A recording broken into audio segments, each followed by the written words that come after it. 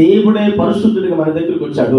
మన మీద ఉన్న పాపపు సంఖ్యలను తొలగించి పరిశుద్ధులుగా మార్చి తన నిత్య రాజ్యానికి తీసుకువెళ్ళడానికి తాను ఏర్పాటు చేసుకున్నటువంటి ఒక కన్యక గర్భమును ఏర్పాటు చేసుకున్నాడు. నీతిమంతుడిగా, యథార్థపరుడిగా, మరి పరిశుద్ధుడిగా వచ్చిన. ఎందుకంటాడు, నాలో పాపం ఉందని మీలో ఎవడైనా చూపించిన సవాలు విసురుతూ ఉన్నాడు. సర్వలోకంలో ఏ ఒక్కరు యేసు ప్రభువు పాపం చేశారని చూపించలేకపోయి ఆయన పరిశుద్ధులు కలిగిన మనల్ని పరిశుద్ధులుగా మార్చడానికి ఈ లోకానికి వచ్చాడు.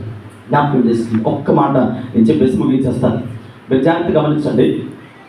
యూదులకు ఉన్నటువంటి ఆచారం ఏంటంటే, ఆ ప్రాంతంలో ఎవరైనా ఒక వ్యక్తి జన్మించారనుకోండి, మగపిల్లడు వాడు జన్మిస్తే యూదులకు ఉన్నటువంటి ఆచారం, మగపిల్లవాడు జన్మిస్తే ఆ మగపిల్లవాడు ఏ ప్రాంతం వ్యక్తి అయితే ఆ ప్రాంతం వారు వచ్చి చక్కగా జోలపాట్లు పాడి ఉయ్యాల్లో వేసి అంటే మనం బాక్సారి అంటారు కదా, ఉయ్యాల్లో వేస్తారు కదా, దాన్ని ఏదో అంటారు మీరు మొత్తం, ఉయ్యాల్లో వేసి అందరూ చక్కగా ఆడుకుంటూ పాటలు పాడి మంచి మంచి పాటలు పాడి వెళ్ళిపోతారు. అబ్బాయికి ఏదో పేరు పెట్టడమో లేదంటే ఇంకేదో చేస్తారు.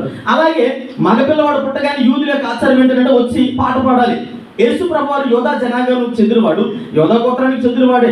అంటే యేసు ప్రభువారు జన్మించినప్పుడు ఆ నజరేతు నుండి కానీ, బెత్లెహేము నుండి కానీ, గలిలీ ప్రాంతం నుండి కానీ ఆ చుట్టుపక్కల వారు ఎవరైనా వచ్చి పాట పాడారా?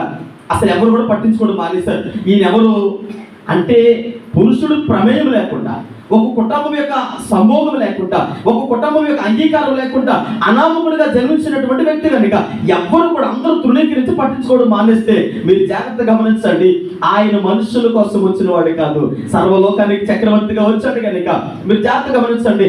ఏ ఒక్క ప్రాంతానికి చెందిన వాడు కాదు.